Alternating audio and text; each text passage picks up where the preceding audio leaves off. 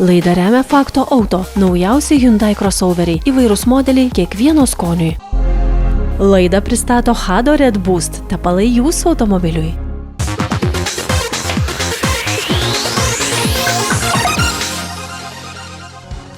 Labas rytas. Ar jūs kenčiate bandydami sugrūsti visą savo šeimą į aukštą, tačiau ankštą crossoverį ir keikitės, kad rinkoje nebeliko įperkamų racionalių erdvių vienatūrių šeimoms?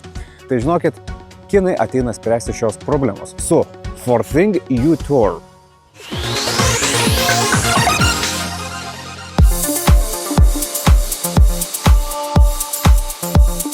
Volkswagen Charan, Tauran, Opel Zafira, Ford S-Max, Renault Scenic, S-Pass, Citroën Picasso. Dar visai neseniai jie buvo pagrindinis šeimos transporto pasirinkimas. Maždaug 20 ir 21 amžių sandūroje išpopuliarėjus vienatūriams jų pasiūla buvo milžiniška, bet ilgainiui iniciatyvą perėmė SUV bei crossoveriai. Išvardinti modeliai išnyko arba kardinaliai pasikeitė. Na ir kinai sugrąžino šią formą. Pažiūrėkit, toks tradicinis minivenas, jau matytas, jau priprastas ir turiu pasakyti, iš šono atrodo iš tiesų neblogai, kol neprieini jo priekio ir nepasižiūri čia. Nežinau, kaip politkorektiškai jį apibūdinti, sakykime, priekis labai kiniškas, bet visa kita atrodo gana neblogai. Ir labai neblogai atrodo kaina. Parašyta, nuo 39 990 eurų už gana didelį miniveną atrodo kaip labai racionali kaina. Aišku, čia parašyta nuo. Tai jūs tikitės, kad kaina dedant papildomą įrangą išsipūs? Deja ne, kinai siūlo vienintelį įrangos paketą ir kaina priklauso nuo variklio. Tai tiek kainuoja automobilis su iš Mitsubishi pasiskolintų 1,5 litro 4 cilindrų turbininiu benzininiu varikliu, kuris pasiekia apie 180 arklio galių, kiek brangiau kainuoja hibridinė versija, o vėliau pasirodys dar ir įkraunamas hibridas. Na, o komplektacija yra viena ir pilna. Ir pažiūrėkim, ką čia turim. Tai priekyje, kaip įprasta, 2 dideli ekranai, gana neblogos medžiagos, kažkiek mygtukų, įprastas automobilis. O dabar eime į galą. Ir pažiūrėkit, ką jūs gaunat už tuos 34 000 eurų. Pažiūrėkit į šitas sėdynės. Atrodo prabangiai, ką? Ir jos yra šildomos ir vėdinamos. Turi porankius, reguliuojamos yra elektra, vietos čia yra labai daug ir jos yra patogios. Čia yra kišenėlės mobiliajam telefonai ir USB lizdai jo įkrovimui. Pasižiūrėkite dar į staliuką. Wow, toks sunkus, didelis, solidus, čia kažkokio metalo lankstai. Atrodo tikrai ne kaip automobilyje ar kituose automobiliuose, kur ir vokiškose, ir prancūziškose būna tokie plastikiniai staliukai, kurie atrodo nieko neišlaiko. O čia yra vos ne kaip verslo klasės lėktuve. Įdomus automobilio išplanavimas. Jis yra 7-vietis, bet pirmoje eilėje 2 sėdynės, antroje eilėje 2 sėdynės, kurios beje važinėja ir netgi į šonus. Jas galima sustumti arba plačiau padaryti, kad būtų praėjimas į galą. O va gale yra 3 sėdynės. Ar gerai, pabandome įlipti į 3 eilę, pasižiūrėti, kaip situacija ten.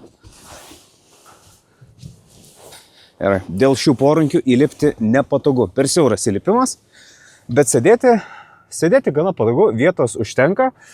Bet jau matau, kad tik tai 2 saugusiems žmonėm. Kaip čia 3 sugrūsti? Neįsivaizduoju. U-Tour 7-vietis tik teoriškai. Praktiškai laikykime automobilį 6-viečių, kuris dėl keleivių patogumo aukoja bagažo erdvę. Jos atlenkus visas sėdynės nėra daug, kaip mažiausios klasės automobilyje. Tačiau jei važiuojate 4, galėsite visą gyvenimą su savimi pasiimti. Taigi kaip jums salonas, ką? Kaip limuzinas. Ir 34 000 eurų kaina už tokį automobilį atrodo tarsi stebuklas. Bet aš žinau, stebuklų nebūna. Tai kažkas čia turi būti blogai. Tai einam dabar paieškot, kas su šiuo automobiliu yra negerai. Kodėl jis toks pigus? Pradėkime nuo interjero. Ergonomika ne pati geriausia. Vairas įtaisytas ne itin patogiai ir užstoja dalį ekrano, o multimedija panašu, kad yra sukurta nevairuojančių programuotojų ir lėta. Toliau važiavimas. Jis prilygsta ekonominės klasės automobiliui. Važiuoklė linkusi apie kelio trūkumus pranešti pakankamai garsiai ir kietai, nors automobilis nėra standus. Vairas visiškai neinformatyvus, važiavimas vingiais atrodo kaip laiško rašymas užtirpusią ranką. Mitsubishi variklis dirba visai neblogai, siūlo racionalią dinamiką žemais sūkiais, bet pavarų dėžė kartais vėluoja sureaguoti, tad tikrai išgirsite šaižų burzgimą. Garso izoliacija Toyota lygio. Bendrai nieko tragiško ar labai blogo. Tiesiog Forthing važiavimo savybės neatrodo išdirbtos ir nesiekia šiandieninių vakarietiškų markių nubrėžtų standartų. Jis važiuoja kaip 10-15 metų amžiaus japoniškas automobilis, tik kad yra naujas, turi gausų technologijų ir papildomos įrangos sąrašą bei įspūdingą antrąją sėdynių eilę. Taigi, Forthing U-Tour minivenas, vertas dėmesio ar ne? Tie kinai taip sujaukė rinką, kad labai sunku vertinti. Matot, jeigu jį lyginsime su kitais panašaus dydžio septynviečiais, kaip Škoda Kodiaq, Hyundai Santa Fe ar kitais crossoveriais, tai šis kinų gamybos automobilis gauna malkų konkrečiai. Bet konkurentai gerokai brangesni ir tikrai nesiūlo tokios erdvės bei komforto keleiviams. O pažiūrėjus į automobilius pagal kainą, tai irgi nieko panašaus nerasite. Taigi, Forthing atrado nišą, kurioje U-Tour modelis vienas lauke karys. Ar dar yra šiame lauke ką jam medžioti, parodys laikas. Ir pridėsiu nuo savęs, kur mano galva šis automobilis tiktų. Aš visai neprieštaraučiau, jei jis atvažiuotų manęs paimti kaip taksi. Galinės sėdynės ten tikrai tokios geros.